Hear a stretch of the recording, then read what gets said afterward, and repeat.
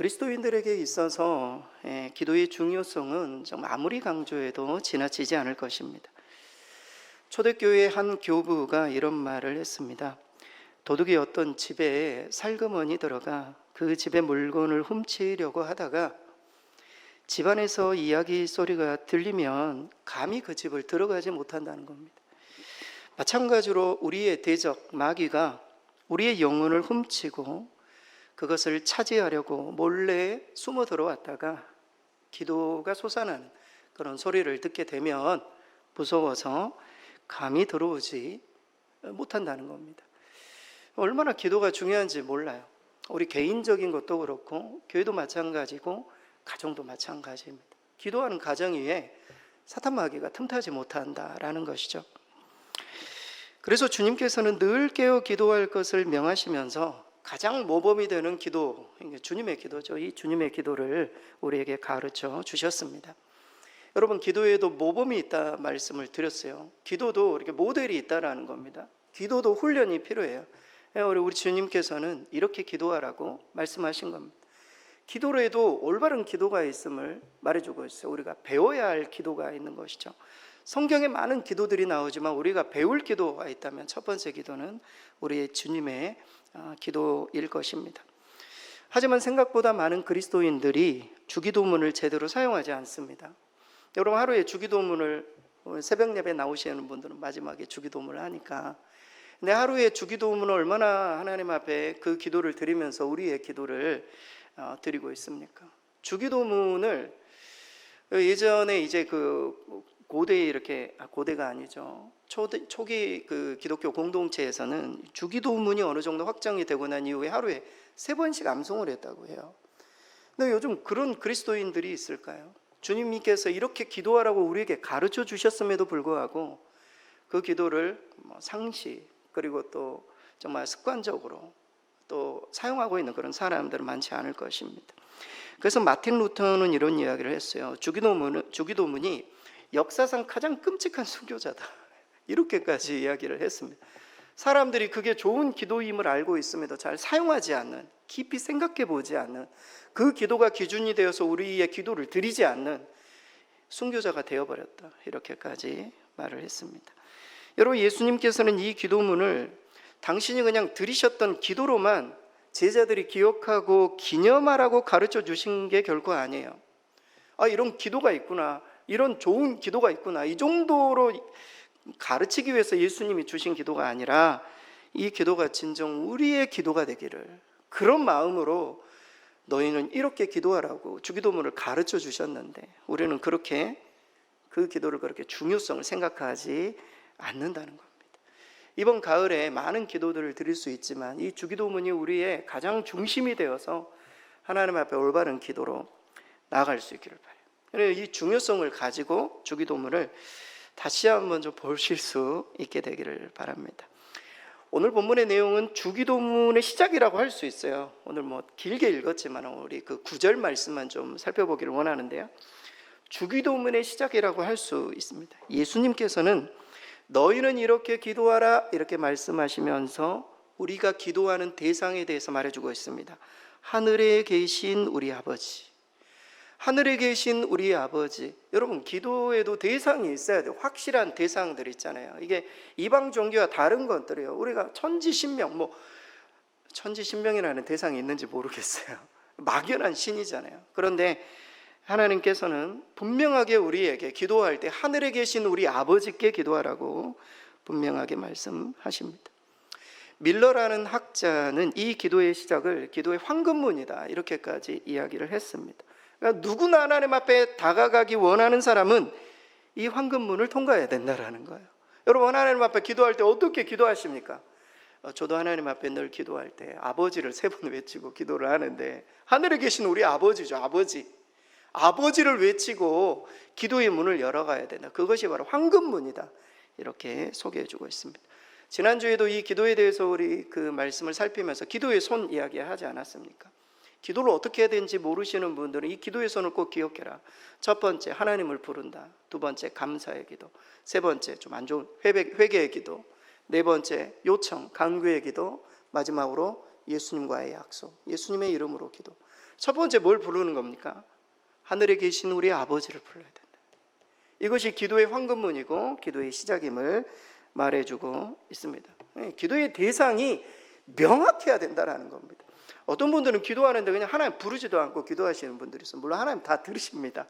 하지만 하나님 아버지를 부르는 것, 자녀들이 부모님의 이름을 부르지는 않지만 부모님을 이렇게 부모님께 그냥 얼굴을 마르지도 않고 그냥 뭘 달라고 아무도 모르는 겁니다. 기도의 대상을 부르는 게 중요하다. 그래서 오늘 이 기도의 대상, 하늘에 계신 우리 아버지, 이 기도의 어떤 고백 속에 담겨 있는 내용이 무엇인지 이 부분을 좀 하나씩 살펴보도록 하겠습니다. 먼저 이 고백 속에 담긴 첫 번째 의미는 우리의 기도를 들으시는 하나님은 하늘에 계신다라는 것. 하늘에 계신 분이라. 하늘에 계신 분. 우리와 구별된 곳에 계신다라는 뜻이고, 하늘에 계신다라는 것은 계신다, 존재하신다, 반드시 계신다, 이런 어떤 의미가 포함되어 있어요. 오늘 본문의 9절 말씀 우리 스크린 보고 같이 한번 읽겠습니다. 그러므로 너희는 이렇게 기도하라. 하늘에 계신 우리 아버지여. 하늘에 계신 우리 아버지. 하늘에 계신, 직역하면 그 하늘들 안에 계신 분, 이런 뜻이에요. 여러분, 우리 한글 번역본에는 단수로 되어 있잖아요. 하늘. 우리는 보통 하늘들이라는 표현을 안 쓰잖아요. 그런데 유대식 표현은 복수로 되어 있어요. 하늘들. 왜냐하면 당시 유대인들은 하늘이 세 부분으로 나누어져 있다고 생각을 했어요. 우리는 딱 보면 그냥 하늘이잖아요. 근데 유대인들은 하늘이 세 부분으로 그래서 사도 바울도 3층천에 갔다 왔다고 이야기를 하잖아요. 그러니까 하늘이 첫 번째 하늘이 있고 두 번째 하늘이 있고 세 번째 하늘이 있어요. 첫 번째 하늘은 무엇인가? 공중에 이렇게 날아다니는, 새들이 날아다니는 이런 창공, 이것을 첫째 하늘이라고 생각했어요. 두 번째 하늘은 공중의 권세 잡은 마귀들이 지금 지배하고 있는 그 하늘이야. 그 하늘, 이 공중의 권세 잡은 둘째 하늘이라고 생각을 했어요. 그래서 셋째 하늘은 무엇인가? 거룩하고 피조물들이 범접할 수 없는 그런 것이에요. 악도 침입할 수 없는 그런 거룩하고 영광스러운 하늘, 이것을 셋째 하늘이다, 이렇게 생각을 했어요. 하나님은 어디에 계신가? 정확하게는 셋째 하늘을 말하는 거예요. 오늘 본문엔 셋째 하늘, 하늘들에 계시는데 셋째 하늘이지만 모든 하늘을 다스리시는, 하늘에 계신 하나님. 그러니까 예전에 성경 공부할 때 그런 이야기도 했는데요. 첫째 하늘과 둘째 하늘과 셋째 하늘인데, 셋째 하늘은 이 모든 것들을 다 포함하고 있는 하늘들 안에 계시는 하나님이다. 유대인들은 그런 마음으로 온 우주 만물 가운데 계시는 그 하나님 앞에 기도했다라는 것이죠. 그러면 하늘에 계신 하나님, 이 고백 속에는 어떤 의미가 있는가? 이거 어떤 하나님을 말씀하고 있는가? 하늘에 계신 하나님, 세 가지를 소개해드리고 싶습니다. 첫째는 무소부재, 어디에나 계신다. 어디에나 계신, 땅에 충만한 것은 말할 것도 없고 온 하늘에도 하나님이 계신다.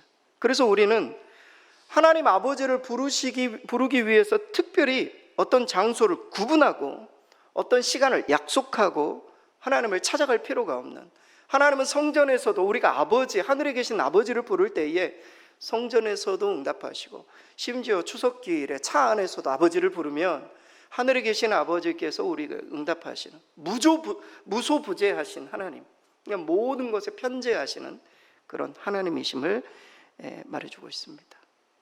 여러분, 우리가 그런 하나님께 기도하고 있다는 얼마나 큰 축복인지 몰라요. 심지어 우리가 그런 일은 없어야 되지만 큰 잘못을 범해서 감옥에 있어도 그 감옥에서도 있으시는, 온 우주 만물에 편재하시는 하나님, 어느 누구도 하나님 앞에 기도할 수 있음을 말해주고 있어요. 두 번째는 통치하신다라는 뜻이 있어요. 이 유대인들에게 있어서 하늘은 통치의 영역, 통치하시는 분이 계시는 것이거든요. 하나님께서 통치하신다, 하늘에 계신다, 피조 세계를 다스리시는 하나님의 주권을 보여주는 그런 표현입니다. 하나님께서는 온 우주만, 우리 세상을, 또 우리의 삶을 통치하신다. 여러분, 이것을 우리가 굳게 믿어야 돼요. 여러분, 우리가 하늘에 계신 하나님 할 때 내 삶을 하나님이 통치하신다, 내 삶을 하나님이 다스리신다, 하나님의 섭리 가운데 나를 향한 하나님의 완벽한 계획이 있다. 여러분, 이 사실을 확실히 믿고 기도하는 것과 그렇지 않은 것은 엄청난 차이가 있습니다. 여러분, 우리가 믿고 있는 대상을 확실히 믿는 것과 그렇지 않은 건 차이가 있어요. 하나님은 온 우주 만물을 통치한 내 삶을 통치하신다. 이 믿음을 가지고 기도해야 합니다. 세 번째 의미는 하나님은 살아계신다라는, 하늘에 계신, 이 계신이라는 게 뭡니까? 존재하다라는 뜻이거든요. 하늘에 반드시 계신 말이죠. 여러분, 어떤 사람들은 참 기도를 하면서도 하나님 계시나 안 계시나 불신앙으로 하나님 앞에 기도하는 사람들이 있어요. 절대 그래서는 안 돼요. 하나님은 정말 우리의 기도를 듣고 계신다. 하나님은 살아계신다. 기도할 때 내 옆에 계신다. 내 안에 계신다. 심지어 성령께서 말할 수 없는 탄식으로 나와 함께 하신다. 이 믿음이 있어야 돼요. 하나님은 살아계신다. 반드시 계신다. 여러분, 그래서 히브리서 기자는 이렇게 고백했습니다. 히브리서 11장 6절, 너무 중요한 말씀이죠. 히브리서 11장 6절 같이 한번 읽겠습니다. 믿음이 없이는 하나님을 기쁘시게 하지 못하나니 하나님께 나아가는 자는 반드시 그가 계신 것과 또한 그가 자기를 찾는 자들에게 상 주시는 이심을 믿어야 할지니. 반드시 그가 계신 것과. 여러분, 우리가 신앙생활 할 때 목회자도 마찬가지입니다. 히브리서 11장 6절은 너무 중요해요. 하나님을 믿어야 돼요. 반드시 하나님이 살아계신다. 이것을 확실히 믿는 것과 그렇지 않은 건 엄청난 차이가 있어요. 하나님을 찾는 자들에게 상 주시는 이심을 우리는 정말 믿어야 돼요.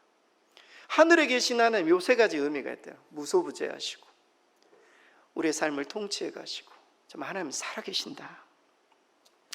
예수님께서 유대인들에게, 특별히 바리새인들에게죠, 이런 표현을 했습니다. 이 백성이 입술로는 나를 공경하되 마음은 내게서 멀도다. 무슨 말입니까? 입술로는 나를 공경해, 신앙이 있다라는 거예요. 여러분, 우리들도 마찬가지예요. 입술로는 다 주님을 고백해요. 근데 삶 속에서는 실제 믿음의 삶을 살지 않는다는 거예요. 여러분, 이것을 실천적 무신론이라고 합니다. 실천적 무신론. 여러분, 무신론도 두 가지가 있어요. 사상적인 무신론, 생각 자체로 하나님의 존재 자체를 계속 거부하는, 이거를 사상적인 무신론이라고 해요. 실천적인 무신론은 무엇인가? 하나님, 우리의 입술로는 고백을 해요. 이렇게 예배를 드린단 말이죠. 그런데 실제 우리의 믿음, 하나님이 진짜 살아계심을 우리가 직접 보여야 될, 우리의 어떤 믿음의 어떤 그 행위를 해야 될 때 하나님을 믿지 않는 겁니다. 하나님 살아계심, 하나님 이것까지 할 수 있을까? 하나님 이것도 못해. 이건 안 될 것 같아. 이것을 실천적인 무신론이라고 해요. 근데 많은 그리스도인들이 다 그렇게 산다는 거예요. 하나님의 존재는 믿고 있지만 실제 믿음을 필요로 할 때 세상을 택하는, 현실을 택하는, 이성을 택하는. 오늘 이 주기도문, 예수님께서 너희는 이렇게 기도하라 말씀하시면서 우리의 기도의 대상은 하늘에 계신다, 살아계신다, 하나님 반드시 내 옆에 계시고 내 기도를 들으신다, 이 믿음을 가지고 하나님 앞에 기도하기를 주님 요청하고 계십니다. 하늘에 계신 분께 우리가 정말 확실한 믿음을 가지고 주기도문뿐만이 아니라 우리의 기도를 꼭 들으실 수 있기를 바랍니다. 두 번째, 이 고백 속에 담긴 두 번째 의미는 우리의 기도를 들으시는 분은 우리의 아버지이시라는 겁니다. 하나님 아버지가 되시는 분이다. 하늘에 계시지만, 이거 초월이라고 하죠. 초월. 하늘에 계시지만 우리가 기도하면 언제라도 아버지처럼 우리 가까이에 오셔서 우리의 기도를 들으시는 분이시다. 그래서 우리는 하나님의 자녀로 편하게 말할 수 있는 분임을 말해주고 있어요. 오늘 본문의 9절 말씀 다시 한번 스크린 보고 같이 한번 읽겠습니다. 그러므로 너희는 이렇게 기도하라. 하늘에 계신 우리 아버지여. 아버지, 파테르라는 헬라어 단어인데요. 파테르. 보통 구약 성경에서 하나님은 아버지로 호칭이 됩니다. 당시에 이제 이 가부장적인 어떤 사회 속에. 하지만 개인이 하나님을 아버지라고 부른 용례는 흔치 않아요. 이스라엘 백성들이 공동체로 하나님 아버지라고 부르는 경우는 많이 있지만 개인이 하나님께 아버지라고 부른 경우는 구약 성경에는 등장하지 않습니다. 하지만 예수님께서는 언제나 하나님에 대해서 내 아버지라고 부르셨어요. 기도 속에서도 나의 아버지, 심지어 아빠 아버지. 제자들이 예수님께 기도를 가르쳐 달라고 했잖아요. 왜 기도를 가르쳐 달라고 했을까? 예수님의 기도는 일반 사람들과 완전히 다른 게 있었어요. 그게 뭔가? 예수님 하나님을 부를 때 아빠라고 불렀던 거예요. 아버지. 이 어느 누구나 그럴 수가 없는 그런, 지금까지 여러분 요아킴 에레미야스라는 신약학자, 유명한 신학학자가 있어요. 이분이 많은 유대 문헌을 검토한 결과 예수님 당시까지 하나님을 아버지라고 부른 사람, 랍비이면서 제자들에게 하나님을 아버지라고 부르라고 가르쳐 준 사람, 심지어 진짜 하나님 앞에 아빠라고 부른 사람은 아무도 없었어요. 신약학자가 다 연구해 봤어요. 예수님 이외에는 아무도 없었어요. 예수님의 기도가 얼마나 특별했는지, 그리고 하나님을 아버지라고 부르는 것이 결코 쉬운 일이 아니었음을 여러분도 아시겠지만, 유대인들은 하나님의 이름을 망령되이 일컫지 말라고 해가지고 아버지라는 이름 부르기도 어려워요. 여러분, 여호와라는 이름을 부르지도 못했다. 그러니까 그런 어떤 상황인데 예수님께서는 항상 기도하실 때 아버지, 아빠 이렇게 부르니 제자들이 그 기도를, 이게 무슨 어떤 거지? 제자들이 막 기도를 알고 싶어 했습니다.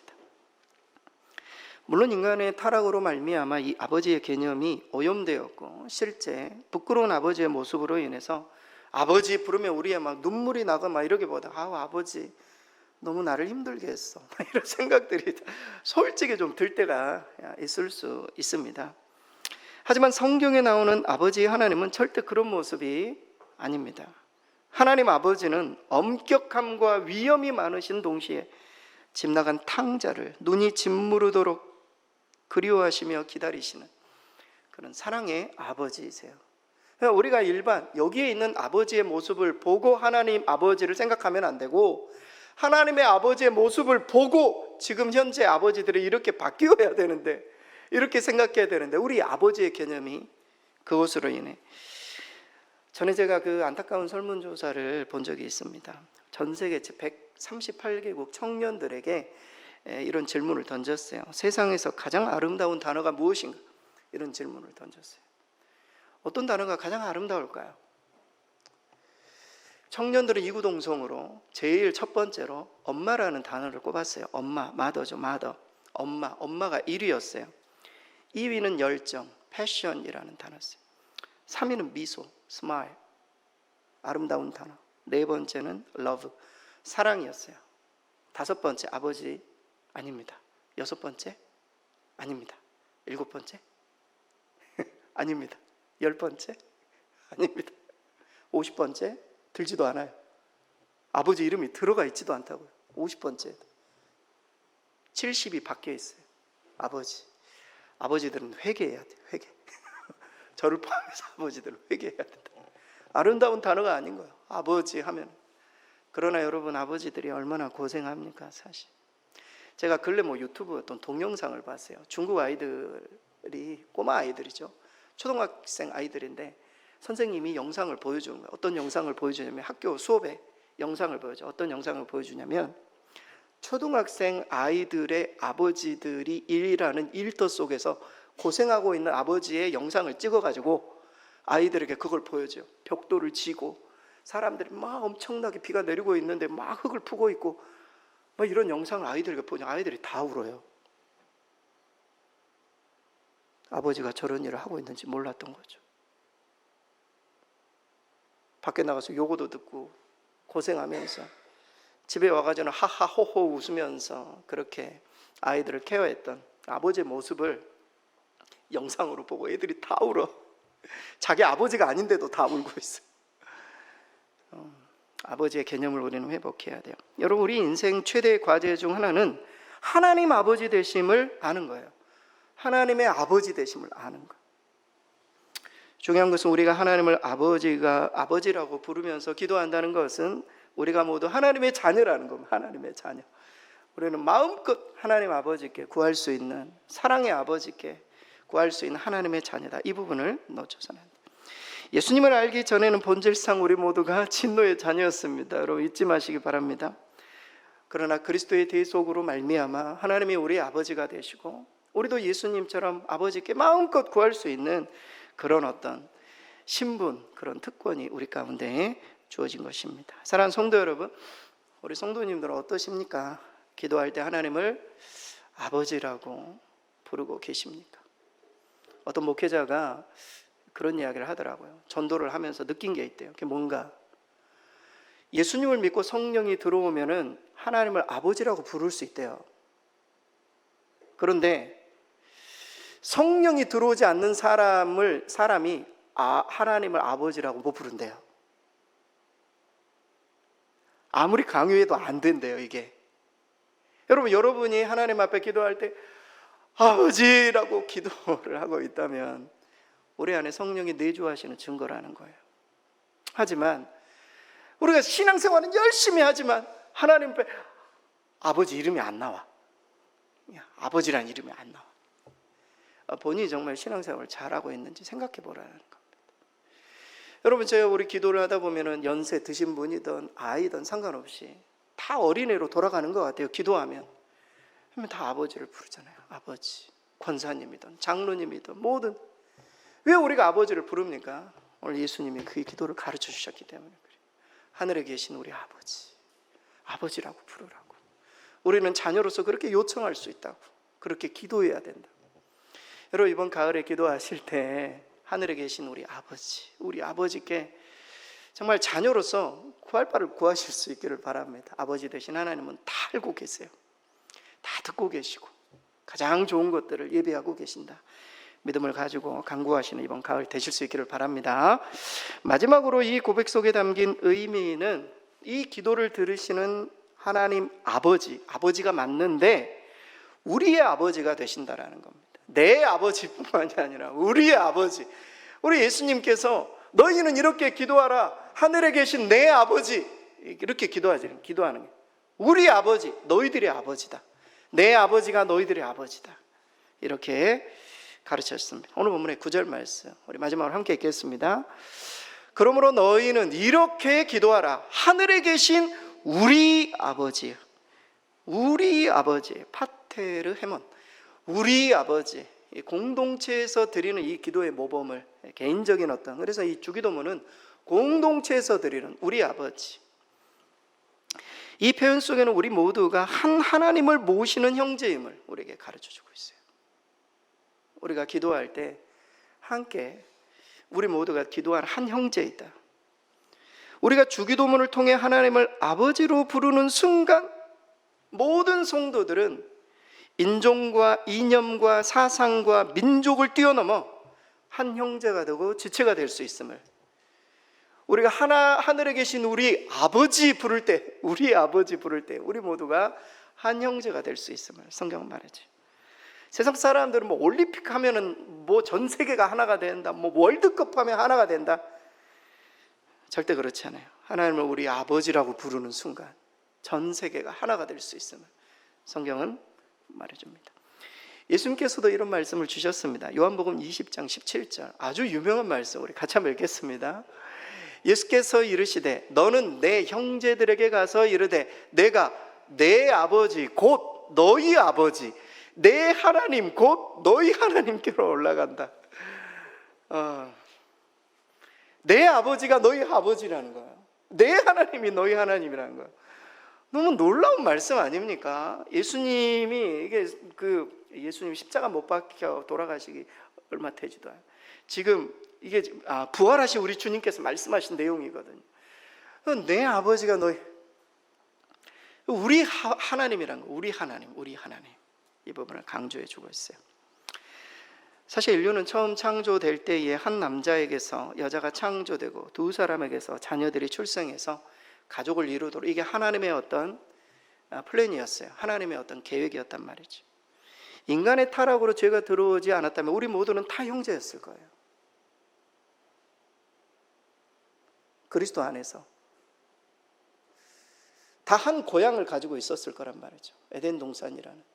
하지만 인간의 타락으로 말미암아 모든 인종, 사람들이 다 분리가 되었습니다. 하지만 하나님께서는 예수 그리스도를 이 땅 가운데 보내셔서 새 언약 안에서 구원받은 사람들을 영적인 가족으로 태어나게 하셨어요. 우리 모두가. 그것을 표현하는 표현이 우리 아버지요. 우리 아버지요.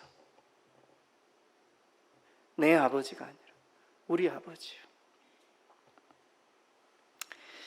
하나님께서는 예수 그리스도를 통해 온 인류의 아버지가 되시고 그를 경외하는 모든 자의 기도에 응답하시는, 그래서 이 주기도문을 가르쳐 주신 것입니다. 따라서 우리는 기도할 때마다 하늘에 계신 우리 아버지라고 고백할 때마다 이것이 내 기도인가 아니면 우리의 기도인가 생각해 볼 수 있어야 돼요. 왜냐하면 우리는 다 연결되어 있기 때문에. 내 아버지께 하는 기도인가 우리 아버지께 하는 기도인가. 여러분, 기도가 성숙해지면 그렇습니다. 내 기도에 응답받으면 저 사람은 손해보게 돼요. 여러분, 모든 기도가, 우리 이기적인 기도가 다 그렇지 않습니까? 우리 모두는 가족이라는 거예요. 우리 모두는 내 기도, 그것이 아니라 우리의 기도를 드려야 된다, 성경은 말해주고 있습니다. 그래서 늘 의식하면서 이번 가을에 주기도문을 통해서 우리의 기도가 더 성숙해지기를 원해요. 좀 더 깊이 들어가기를 원해요.